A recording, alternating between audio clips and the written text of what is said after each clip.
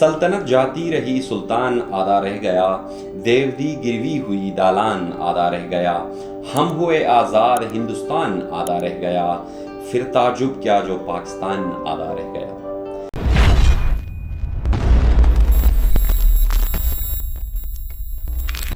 Hello دوستو، آپ کا ہوسٹ ہے آپ کا دوست اسلم پرویز۔ دنیا میں سب سے ماس مائگریشن اور ماس میسیکر بھی کہا جاتا ہے اس مائگریشن میں۔ دوستو 1 ملین لوگ اس مائگریشن میں، اس پارٹیشن میں مارے گئے۔ ایک طرف تو 14 اور 15 اگست کو پاکستان اور انڈیا بڑے جوش و جذبے کے ساتھ آزادی مناتی ہے، اس کے ساتھ ساتھ ہی ہے پارٹیشن آف انڈیا کے نام سے۔ دوستو کہانی سٹارٹ ہوتی ہے 1857 میں، جب ڈاکٹرائن آف لیبس کے خلاف ایجیٹیشن سٹارٹ ہو جاتا ہے۔ ایسٹ انڈیا کمپنی ایک ڈاکٹرائن پیش کرتی ہے جس کا نام ہوتا ہے ڈاکٹرائن آف لیبس۔ اس کا مقصد یہ ہوتا ہے کہ تمام جتنے بھی پرنسلی اسٹیٹس ہیں اس کو انیکس کیا جائے، اور جو پرنسلی اسٹیٹ جس کو اپنے انٹرنل پاورز انہیرٹ کرنا چاہتے ہیں وہ کر سکتے ہیں، اور باقی تمام جو سورنٹی ہوگی وہ برٹش ایسٹ انڈیا کمپنی کے پاس ہوگی۔ اس کے خلاف لوگ باہر نکلتے ہیں اور ایجیٹیشن سٹارٹ ہو جاتی ہے، اور اس کو دی گریٹ اپرائزنگ آف 1857 کہا جاتا ہے۔ دوستو اس میں لکشمی بائی رانی آف جھانسی ہوتی ہے، وہ ایک پرنسپل لیڈر ہوتی ہے جو اس رائز کو، اس اپرائزنگ کو لیڈ کر رہی ہوتی ہے۔ دوستو 1857 کے بعد 3 چیزوں کی ریئلائزیشن ہو جاتی ہے۔ اس کے ریزنز فائنڈ کرتے ہیں کہ کس طریقے سے 1857 کا واقعہ ہوا۔ 3 امپورٹنٹ مووز کرتے ہیں۔ Quote and quote divide and rule کا جو پالیسی ہوتا ہے اس کو امپلیمنٹ کرتے ہیں، جس میں سب سے پہلا ہوتا ہے کہ کسی طریقے سے انڈینز کے ساتھ اپنی کمیونیکیشن کو بڑھایا جائے۔ دوسرا امپورٹنٹ ہوتا ہے اکنامک پالیسی، جس میں شروع میں وہ پیسنٹس اور فارمر سے ٹیکس کلیکٹ کرتے ہیں، بٹ ہوتا یہ ہے کہ ان کو اس ٹیکس کی کمی نظر آتی ہے فیوچر میں ایڈمنسٹریشن کو پورا چلانے کے لیے، برٹش راج کو چلانے کے لیے۔ تو مڈل کلاس ہوتا ہے جس میں ٹریڈرز اور ایجوکیشن اور سول سروسز ہوتے ہیں، اس کو فوکس کرتے ہیں اور اس میں انڈینز کی پارٹیسپیشن کو انشور کرتے ہیں۔ جو تیسرا بڑا امپورٹنٹ فیکٹر ہوتا ہے وہ کسی طریقے سے new version of transportation, new version of technology کو انٹروڈیوس کرتی ہے، جس کے بیسس پہ وہ سمجھتے ہیں کہ کسی طریقے سے ان کی مینٹالٹی، انڈینز کی مینٹالٹی اور یہ کیا چاہتے ہیں یہ ہمیں پتہ چلے۔ 75 سے 80 تک آل انڈیا کانگریس کی بنیاد رکھی جاتی ہے۔ آل انڈیا کانگریس کی بنیاد بھی ود دی ہیلپ آف برٹشر رکھی جاتی ہے، جس کا نام ہوتا ہے اے او ہیوم، جو بیسکلی خط لکھتا ہے برٹش کراؤن کو کہ کسی طریقے سے ہمیں انڈینز کو پولیٹیکل ایمنسپیشن اور پارٹیسپیشن دی جائے، اور وہ کہتا ہے کہ کسی طریقے سے برٹش کراؤن یہاں انڈیا سے چلی جائے۔ اس کے بعد دوستو آل انڈیا کانگریس بن جاتی ہے۔ اس کے بعد ہم مومنٹ آف پاکستان کو اس ویڈیو میں فوکس کریں گے، جس میں ہم دیکھیں گے کہ کس طریقے سے 2 نیشن تھیوری بنی۔ جو 2 نیشن تھیوری کی جو انسپشن ہوتی ہے وہ سر سید احمد خان سے ہوتی ہے، جس کو سید احمد خان بھی کہا جاتا ہے۔ جو سر کا ٹائٹل ہوتا ہے وہ برٹش دیتی ہے۔ سید احمد خان بیسکلی 1880s کے دوران آفٹر ریٹرن فرام آکسفورڈ وہ بیسکلی محمدن اورینٹل کالج سٹارٹ کرتے ہیں، جس کی بنیاد بھی جس کو بنانے کے لیے بھی ایک برٹشر کی مدد درکار ہوتی ہے، جو کہ فرسٹ پرنسپل ہوتا ہے تھیوڈور بیک کے نام سے ایک بندہ ہوتا ہے، بیسکلی وہ اس چیز کو سپورٹ کر رہا ہوتا ہے۔ دوستو سید احمد خان کا شروع سے ایک اوپینین یہ تھا کہ ہندو مسلم یونٹی اور کے نام سے، اور 1857 کے اوپر اپرائزنگ کے اوپر بھی اس نے پیمفلیٹس لکھے تھے، جس میں بتایا گیا تھا کہ کس طریقے سے ہندو مسلم یونٹی ہیلپ آؤٹ کرے گی آزادی کے لیے یا برٹشر سے چھٹکارا کے لیے۔ سید احمد خان خود بھی ایسٹ انڈیا کمپنی میں سرو کر چکے تھے۔ جب سید احمد خان نے ریئلائز کیا کہ کسی طریقے سے ایجوکیشن موومنٹ جب سٹارٹ ہو گئی تھی، تو اس وقت اس کا جو پرائمریلی فوکس تھا وہ مسلمز تھے، مسلم پاپولیشن کو فوکس کیا، اور اس کے بعد جو پاکستان موومنٹ سٹارٹ ہوا وہ یہیں سے ہوتا ہے، جہاں پہ مسلم ایلیٹس کو پیٹرنیج اور پاور کی کمی نظر آئی، تو اس کے بعد سے یہ موومنٹ کا آغاز سٹارٹ ہو جاتا ہے۔ دوستو اس موومنٹ کو ایگریویٹ کرتا ہے فردر ایونٹس، جس میں سب سے پہلا ایونٹ ہوتا ہے 1905 میں جب پارٹیشن آف بنگال ہوتا ہے۔ پھر اس کے بعد 1906 میں آل انڈیا مسلم لیگ کا قیام ہو جاتا ہے۔ آل انڈیا مسلم لیگ بننے کے بعد ایک اور ایونٹ ہوتا ہے 1909 میں آل انڈیا مسلم لیگ بننے کے بعد. دوستو آل انڈیا مسلم لیگ کو صرف کے صرف مسلم ایلیٹس شروع میں سپورٹ کر رہی ہوتی جو کہ اس بھاشن کو لے کے چل رہی ہوتی کسی طریقے سے ہمیں پاور اینڈ پیٹرنیج ملے. 1909 میں جب برٹشرز سیپریٹ الیکٹوریٹس کو اناؤنس کرتے ہیں تو اس کے بعد سے پھر یہ سچویشن اور ایگریویٹ ہو جاتی ہے. یہ جو تین جو ایونٹس تھے سیملٹینیسلی، یہ جو تین ایونٹس ہوئے تھے، یہ بیسیکلی ٹریگر کر گئی تھی ہندو مسلم رفٹ کو. دوستو اس کے بعد 1915 میں ہندو مہاسبھا کی فارمیشن ہو جاتی ہے جو فردر ایگریویٹ کرتی ہے اس ہندو مسلم ڈس انٹیگریشن کو. اس کے بعد 1919 میں گول ایکٹ آ جاتا ہے. دین پھر اس کے بعد یہ جو ریزلٹس ہوتے ہیں سیپریٹ الیکٹوریٹس کے، یہ فردر ایگریویٹ کرتی ہے ہندو مسلم ڈس انٹیگریشن کو.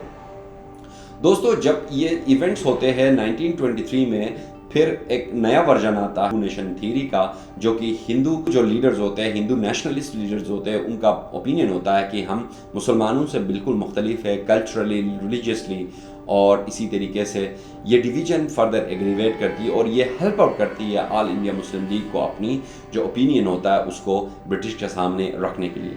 سو دوستو 1920s میں ٹو نیشن تھیوری جو ہے اس کو پراپرلی ایک پریکٹیکل گراؤنڈز مل جاتے ہیں. اس میں سب سے پہلے یہ ہوتا ہے کہ آل انڈیا مسلم لیگ کے برٹشرز جو سپورٹرز ہوتے ہیں، جس میں سر فہرست تھیوڈور بیک اور موریسن جو ہوتے ہیں، وہ openly basically two nation theory کو سپورٹ کر رہے ہوتے ہیں. On the other hand Arya Samaj کے جو لیڈر ہے لال لجپت رائے، یہ بھی بیسکلی اپنے ورژن کا جو ٹو نیشن تھیوری ہے وہ لے کر آ رہا ہوتا ہے. اس میں وہ کہتا ہے کہ نان مسلمس کو اپنا اسٹیٹ اور جو ہندو ہے ہندو کو اپنا اسٹیٹ سپورٹ کر رہا ہوتا ہے کہ انڈائریکٹلی پاکستان موومنٹ کو. اس کے ساتھ ساتھ محمد علی جناح صاحب ہوتے ہیں، یہ بھی اسی اوپینین کو فالو کر رہے ہوتے ہیں اور اسی طریقے سے محمد علی جناح صاحب بھی بیسکلی وہ ایمفیسائز کر رہے ہوتے ہیں کہ کس طریقے سے مسلمس کو اپنی ایک الگ دھرتی اور ایک الگ اسٹیٹ چاہیے ہوتا ہے. 1920s کے بعد ہم آ جاتے ہیں 1935 میں. 1935 میں گورنمنٹ آف انڈین ایکٹ آ جاتا ہے جس میں انٹروڈیوس کرتے ہیں پروویژنل آٹونومی کو. نمبر آف ووٹرز کو انکریز کرتے ہیں. آلموسٹ 35 ملین جو ووٹرز ہوتے ہیں انڈیا میں وہ انکلوڈ ہو جاتے ہیں، جس کے بیسس پہ پروویژنل آٹونومی ہے وہ انکریز ہو جاتی ہے، جس میں پروونسز میں میجورٹی جو پروونسز ہوتے ہیں ووٹ دینے کا حق آ جاتا ہے. اس کے ساتھ ساتھ ایک اور بھی کنسرن یہاں پہ ایمرج ہوتا ہے جو آل انڈیا مسلم لیگ ہوتا ہے، اس کو یہ کنسرن ہوتا ہے کہ کسی طریقے سے اس کی وجہ سے آل انڈیا مسلم لیگ کو نقصان بھی پہنچ سکتا ہے. سو دوستو اس کا آپ کو 1935 میں یہ جو پروونشنل آٹونومی کے نام سے جو ایکٹ انٹروڈیوس کیا تھا، اس کا جو ریزلٹس آپ کو ملتا ہے 1937 کے الیکشنز میں، جس میں آل انڈیا مسلم لیگ کو کافی لاس کرنا پڑتا ہے.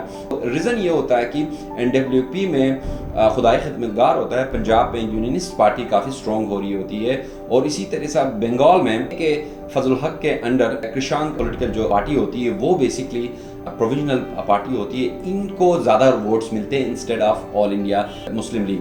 اور اس طرف اگر آل انڈیا کانگریس کی بات کی جائے تو کانگریس کو زیادہ ووٹ ملتے ہیں instead of Hindu nationalist parties کو، جس میں آریہ سماج کی پارٹی ہوتی ہے، اس طرح دو تین اور پولیٹیکل پارٹیز ہوتے ہیں، ان سے زیادہ آل انڈیا نیشنل کانگریس کو زیادہ ووٹس ملتے ہیں، جس کے بیسس پہ وہ اس الیکشن میں کافی اچھا پرفارم کرتا ہے. سو 1937 کے بعد دوستو 1939 میں ایک ایونٹ ہوتا ہے جو کہ گلوبل ایک ایونٹ ہوتا ہے، ورلڈ وار 2 سٹارٹ ہو جاتا ہے، جس میں برٹش چاہتی ہے کہ انڈیا کو بھی اس ورلڈ وار 2 میں ڈریگ کیا جائے. برٹش کو اس کو کرنے کے لیے لوکل جو دو بڑے میجر پولیٹیکل پارٹیز تھے، ایک آل انڈیا کانگریس اور دوسرا آل انڈیا مسلم لیگ، ان کی سپورٹ چاہیے تھی. اس وقت دوستو نہرو جو ہوتے ہیں وہ سائڈ لائن کر جاتے ہیں، وہ کہتے ہیں کہ ہم کسی بھی طریقے سپورٹ ورلڈ وار 2 میں نہیں کریں گے اور انڈیا کو ہم کبھی بھی ورلڈ وار 2 میں ڈریگ نہیں کریں گے. وہ آل انڈیا مسلم لیگ کی امپورٹنس کو ایمفسائز کر رہے ہوتے ہیں کہ برٹش کو بتا رہے ہوتے ہیں کہ کس طریقے سے آل انڈیا مسلم لیگ امپورٹنٹ ہے اور یہی چیز کس طریقے سے مسلم اسٹیٹ کے لیے اہم ہے.